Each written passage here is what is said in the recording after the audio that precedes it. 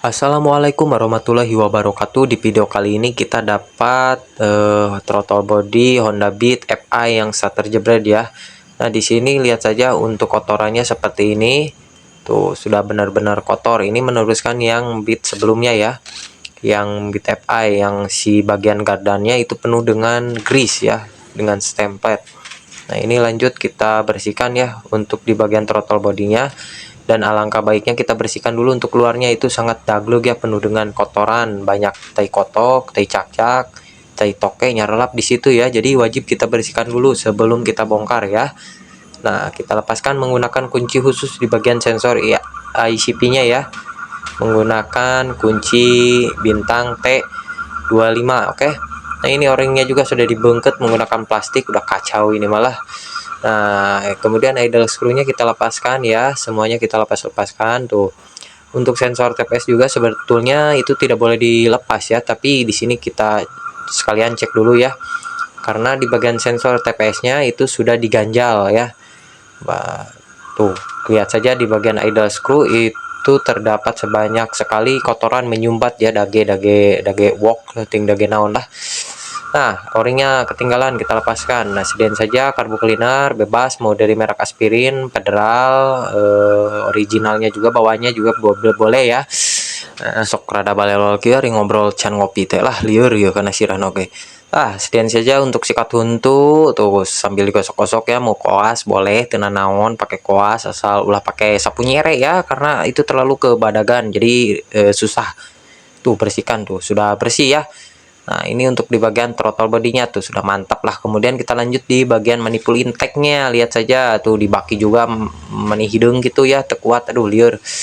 Banyak sekali kotorannya ini mah. Aduh, harus benar-benar bersih, harus benar-benar tidak ada kotoran sama sekali ya. Dan ini kendalanya motor cepatan mati, disusah hidup lagi ya.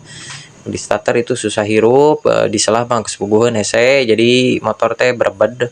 Banyak sekali kendalanya. Kita tes dulu ya, kita bersihkan. Alangkah baiknya seperti ini ya untuk cara pembersihannya. Nah, hati-hati saja untuk cara pembersihannya, jangan sampai terkena oleh o-ring. Kemudian ke bagian sensor-sensor itu jangan disemprot pakai karbu cleaner ya, nantinya bisa error, oke. Kalau pakai karbu cleaner ya. Nah, seperti itu, sambil disikat-sikat, digosok-gosok tuh, jangan ragu ya untuk menyikatnya, habek saja lah. Nah, sangat mudah dan simpel pokoknya. Nah, tuh kotorannya keluar ya, lalungit, marurag, meruluk. Terus bersihkan sampai benar-benar bersih ya untuk di bagian manipul intake-nya. Nah, ini parah benar ini mah, motor susah hidup, sekalinya hidup mati-matian, mana berebed, di gas loyo, tidak bertenaga. Parah ini mah bener.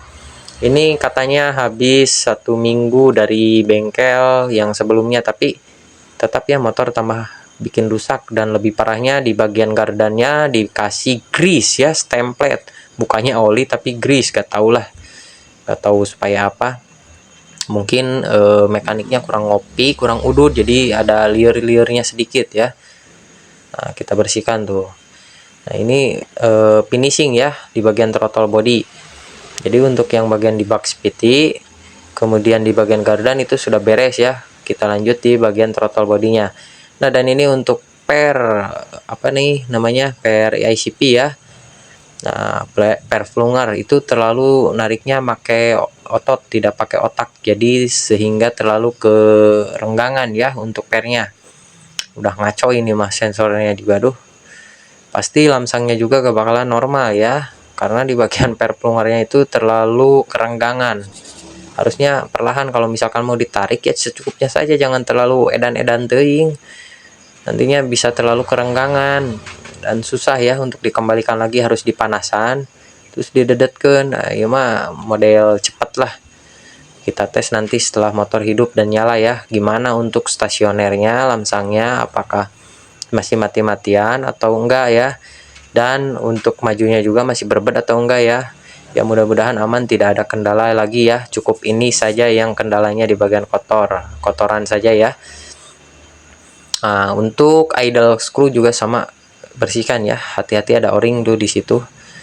Nah, o-ring-o-ringnya tak usah dikeum, tak usah dibersihkan, cukup dilap pakai kokod saja itu sudah cukup bersih ya, karena o-ring nggak bakalan kotor. Nah, kemudian kita rakit ya. Wah, ini untuk o-ringnya, o-ring throttle body seperti ini udah dempes ya, tapi sedempesnya juga jangan dikasih lem ya, nanti rujit. Cukup seperti ini saja, yang penting cara pengencangan bautnya itu harus benar-benar rata ya dari kedua buah baut tersebut. Nah, kalau misalkan menggunakan kunci impact, cukup dijetrek 2 kali saja itu sudah lumayan cukup kencang ya. Kalau manual ya secukupnya saja. Untuk pengencangannya jangan pakai otot tapi pakai otak ya, harus diatur torsinya.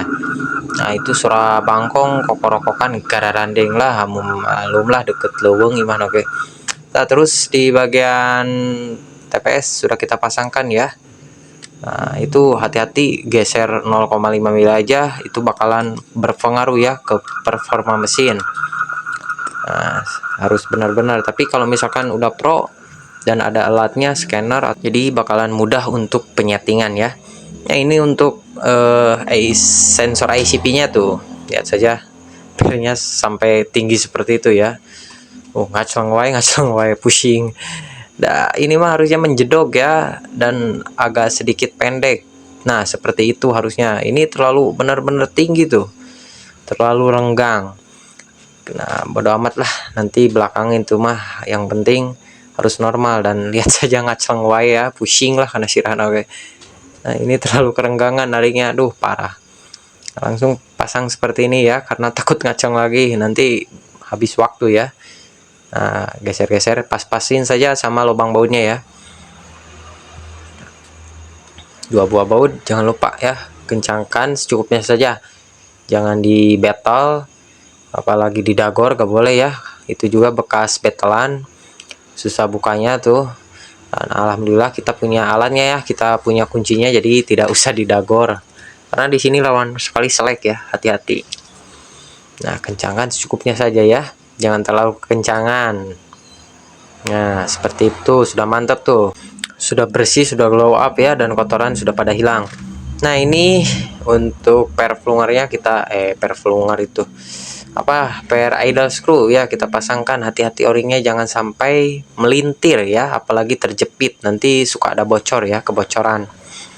Nah, alhasil di bagian lamsang itu tidak bisa di style ya, nanti kalau misalkan si o-ringnya melintir, apalagi pecah ya sampai patah. Kita putarkan dulu mentok ya, searah jarum jam, kemudian kita putar berlawanan arah jarum jam ya. Kita setting 2 putaran setengah itu cukup ya untuk di bagian throttle body ataupun idle screw. Nah, sekarang udah bersih ya, udah glow up. Lanjut kita nanti pasangkan ke modinya ya. Mungkin segitu saja untuk videonya.